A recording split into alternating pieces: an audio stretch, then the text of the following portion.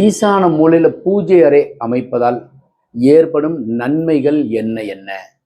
வாங்க இப்ப பாருங்க, இது கிழக்கு மேற்கு, ஈஸ்ட் வெஸ்ட், நார்த்து சவுத், வடக்கு தெற்கு. இது ஈஸ்டும் நார்த்தும் சந்திக்கிறன்னா நார்த் ஈஸ்ட், வடகிழக்கு மூலை. இதுக்கு பேர் தான் ஜல மூலைன்னு சொல்றது. ஸோ இதுல பூஜை அறை ஈசான மூலையில வைக்கிறதுனால என்ன பெனிஃபிட் ஏற்படும்? இது மாதிரி நீங்க கட்டும்போது 4 பேருக்கு சொல்லுங்க. இதுல இருந்து நீங்க என்ன தெரிஞ்சுக்குவீங்கன்னா, இங்க பூஜை ரூம் நீங்க வச்சீங்கன்னாக்கா கோவிலுடைய அமைப்பு மாதிரி ஏற்படும். இப்ப பாருங்க, இது வந்து உங்களுக்கு ஈஸ்ட் ஃபேஸிங்ல இதுல போர்வெல்லோ மழை நீர் சேரிப்போ சம்போ வைப்பீங்க, பூஜை அறை வைப்பீங்க. இந்த பூஜை அறைக்கு சாமிக்கு எதிர்த்தாப்புல நீர்கள் இருக்கும். கோவில்ல பாத்தீங்கன்னாக்க கிழக்கு பார்த்து சாமி இருக்கும், நேர குளம் இருக்கும், எப்பவுமே தண்ணி இருக்கும், மழை பெஞ்சா தண்ணி ஃபுல்லாயிரும். அதுல வந்து சுத்தி வந்து பிரகாரம் கோவில்ல தெப்ப திருவிழா மாதிரி நடக்கிறதுக்கு உண்டான அமைப்பு.